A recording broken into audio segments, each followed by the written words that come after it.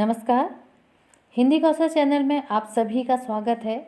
हिंदी व्याकरण के क्रम को आगे बढ़ाते हुए आज मैं पुनः प्रस्तुत हूँ आप सभी के समक्ष एक नई कक्षा में एक नए शीर्षक के साथ। और हमारी आज की कक्षा का शीर्षक है संयुक्त वर्ण या संयुक्त व्यंजन और द्वित्व व्यंजन।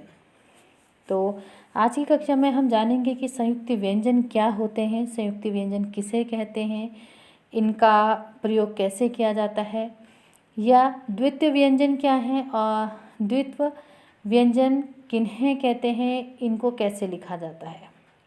तो शुरू करते हैं आज की कक्षा, जिसमें हम पढ़ेंगे संयुक्त व्यंजन और द्वित्व व्यंजन। तो सबसे पहले जानते हैं संयुक्त व्यंजन क्या है। संयुक्त व्यंजन जब किसी शब्द में दो असमान व्यंजन अर्थात दो अलग अलग व्यंजन जिसमें से एक स्वर रहित अर्थात अर्ध व्यंजन के रूप में और दूसरा व्यंजन स्वर सहित अर्थात पूर्ण व्यंजन के रूप में जोड़कर एक साथ लिखे जाते हैं तो वे संयुक्त व्यंजन कहलाते हैं। जब हम संयुक्त व्यंजनों की बात करते हैं तो संयुक्त व्यंजन के रूप में चार मुख्य संयुक्त व्यंजन आते हैं, जिसमें है छ, त्र, ज्ञ और श्र। छ, त्र, ज्ञ और श्र भी जो है दो अलग अलग व्यंजनों के योग से बने हुए संयुक्त व्यंजन हैं।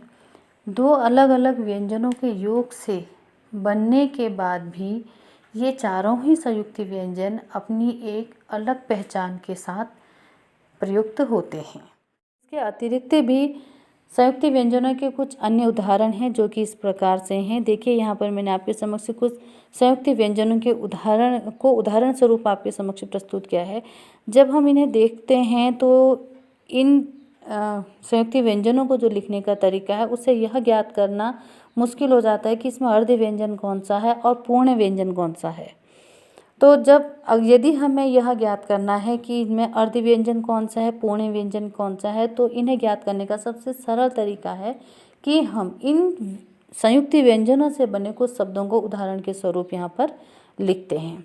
जैसे यहाँ पर मैंने पहला शब्द जो यहाँ पर मैंने संयुक्त व्यंजन का जो उदाहरण दिया है उससे बना एक शब्द लिया है पद्य।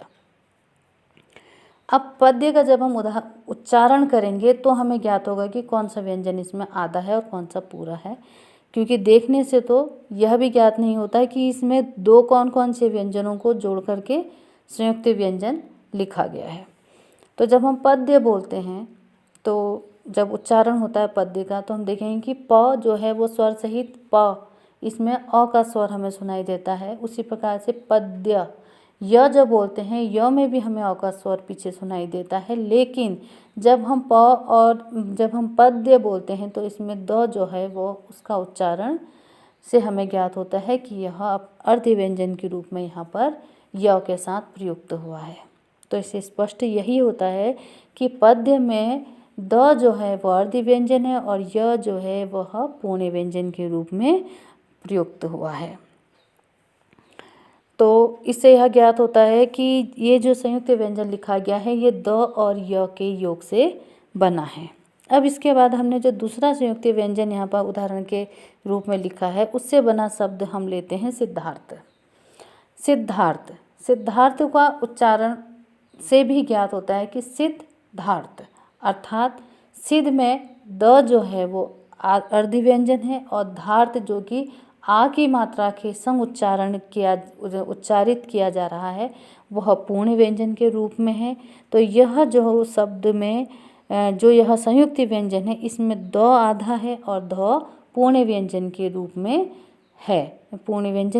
है, अर्थात यह आधे द और पूरे ध के योग से मिलकर बना है। लेकिन जब हम इसे देखते हैं, जब इस संयुक्त व्यंजन को हम देख रहे हैं तो हमें ऐसा लगता है कि द जो है वो पूरा है और ध जो है द के पद में छोटा सा लिखा गया है, अर्थात वह आधा है, जबकि ऐसा होता नहीं है। इसके बाद जो हमने अगला संयुक्त व्यंजन लिया है उससे जो शब्द बना है वह है उद्भव। यहाँ पर भी यही है उद्भव में द जो है वह आधा है और भ जो है वह पूर्ण व्यंजन के रूप में प्रयुक्त हुआ है। और जबकि इसकी बनावट भी यही कहती है कि द पूरा दिखता है और भ उसके पद में छोटा सा दिखता है। अब सवाल ये उठता है कि आखिर ऐसा क्यों? जो व्यंजन पूरा दिखाई दे रहा है उसका उच्चारण अर्ध व्यंजन के रूप में है और जो उसके पद में छोटा सा लिखा गया है वो उसका उच्चारण पूर्ण व्यंजन के रूप में हो रहा है। ऐसा क्यों? ऐसा इसलिए होता है कि जब भी कोई अर्ध व्यंजन पूर्ण व्यंजन के संग लिखा जाता है तो वह पूर्ण व्यंजन उस अर्ध व्यंजन को अपने आगे स्थान देता है या अपने ऊपर स्थान देता है, या यूँ कहना चाहिए कि अपने ऊपर स्थान देकर के उसको सहारा देता है, उसे संभालता है। तो इसीलिए सदैव पूर्ण व्यंजन जो होता है वो अर्ध व्यंजन के पद में लिखा जाता है और अर्ध व्यंजन जो है या तो पूर्ण व्यंजन के आगे लिखा जाता है या फिर पूर्ण व्यंजन के ऊपर लिखा जाता है। पूर्ण व्यंजन उसको अपने आगे या फिर अपने ऊपर में स्थान देते हुए उसे सहारा देता है। तो इसी प्रकार से और अन्य उदाहरण जो हैं वो इस प्रकार से हैं। अगला व्यंजन है यहाँ पर जिह्वा। जिह्वा में हम देख रहे हैं कि हमें यहाँ पर ह पूरा दिखाई दे रहा है और वह जो है वह उसके पद में छोटा सा है, लेकिन यहाँ पर भी इसका उच्चारण शुद्ध उच्चारण यही है जिह्वा, अर्थात ह आधा है और वह जो है वो पूर्ण व्यंजन के रूप में है। इसी प्रकार से है आह्लाद। आह्लाद में भी ह आधा है और ल पूर्ण व्यंजन के रूप में यहाँ पर प्रयुक्त हुआ है। इसी प्रकार से निश्चय है, निश्चय में आधा श है और च पूर्ण व्यंजन के रूप में है। अगला उदाहरण हमारा है द्वित्व।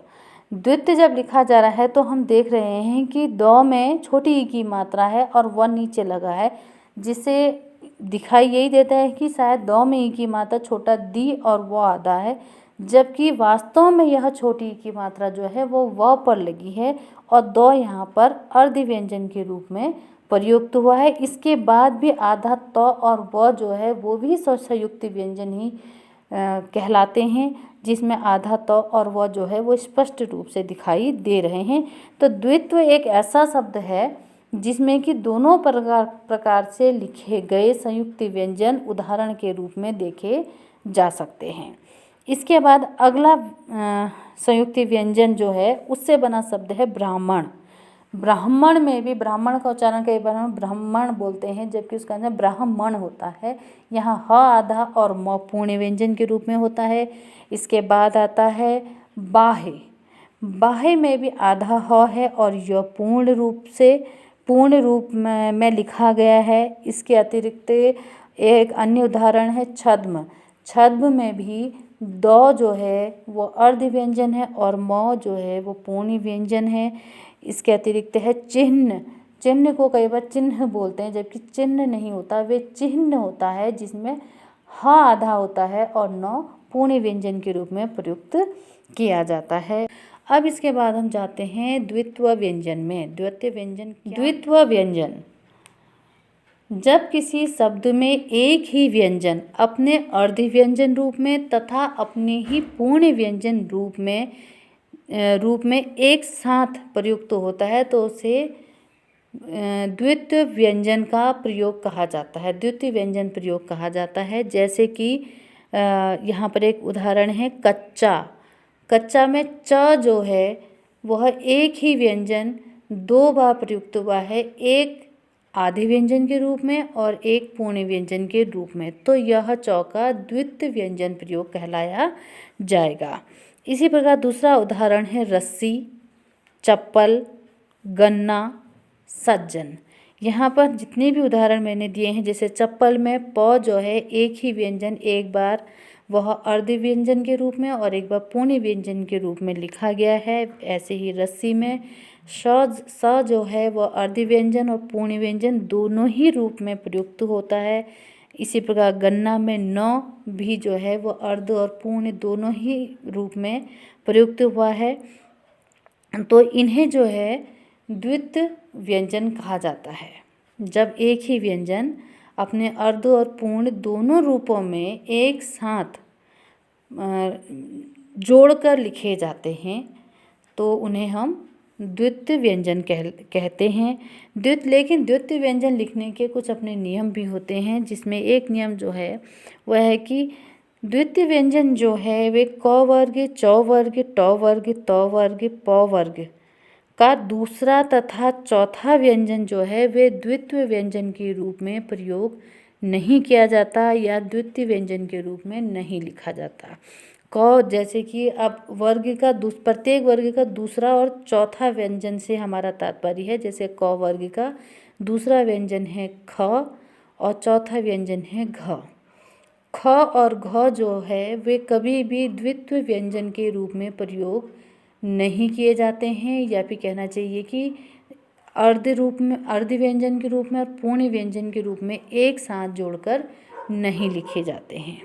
उसी प्रकार च वर्ग का दूसरा व्यंजन छ और चौथा व्यंजन झ, ये भी अपने अर्ध व्यंजन और पूर्ण व्यंजन के रूप में एक साथ जोड़कर नहीं लिखे जाते हैं।